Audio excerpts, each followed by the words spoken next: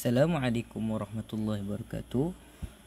Kami dari kumpulan 5 Saf Robotik dari sekolah SMKA Syekh Abdullah Fahim yang terdiri daripada 3 orang ahli, iaitu Muhammad Akin Najmi bin Suhairi, Luqman Hakim bin Muhammad Razi dan juga saya Muhammad Danish bin Nadrizam.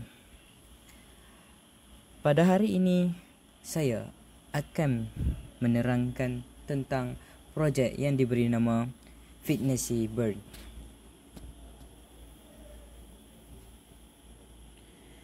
Fitnessy Burn ni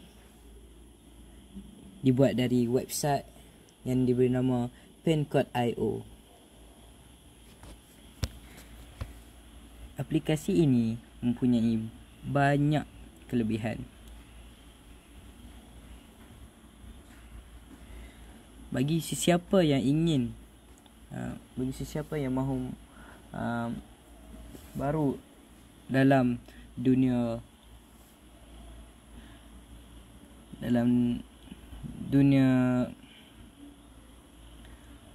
sukan atau sebagainya, anda boleh menggunakan aplikasi ini kerana aplikasi ini mempunyai banyak penerangan tentang cara untuk menjaga kesihatan dan fizikal tubuh badan. Seperti yang anda dapat lihat pada skrin ini, terdapat logo Fitnessy Burn di atas, dan di bawah ini menceritakan tentang apa yang Fitnessy Burn, apa tujuan utama Fitnessy Burn diciptakan.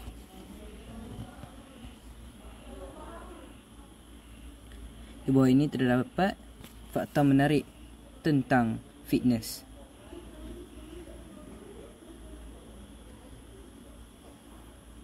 Dan di bawah ini pula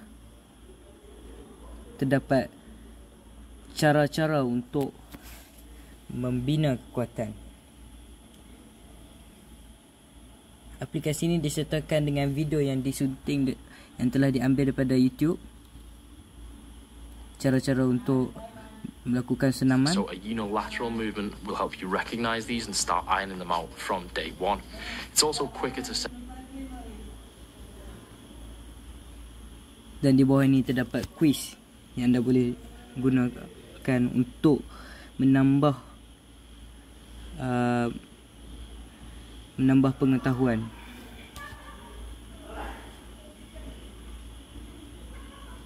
Anda boleh cek answer pada sini. Dan di bawah ini terdapat contact section di mana anda boleh meletakkan nama anda dan email anda dan mesej yang anda ingin, sebarang cadangan atau apa-apa.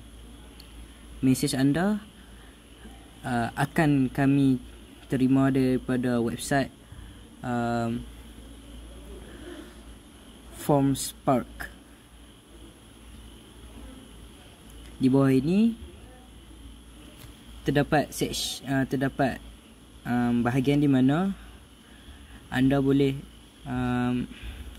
jikalau anda ingin mencari mana-mana barang keperluan untuk gym, anda boleh tekan button ini dan dia akan langsung dia akan terus bawa anda ke website Gymshark di mana anda boleh membeli pelbagai peralatan untuk bersenam.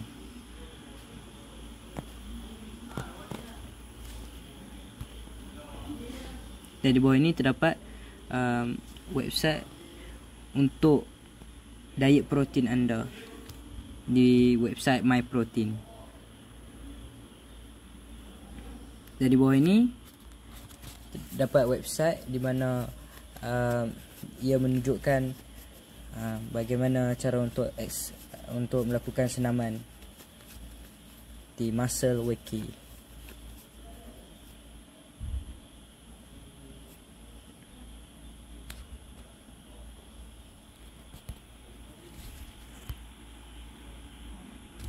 Okey, itu saja daripada kumpulan kami.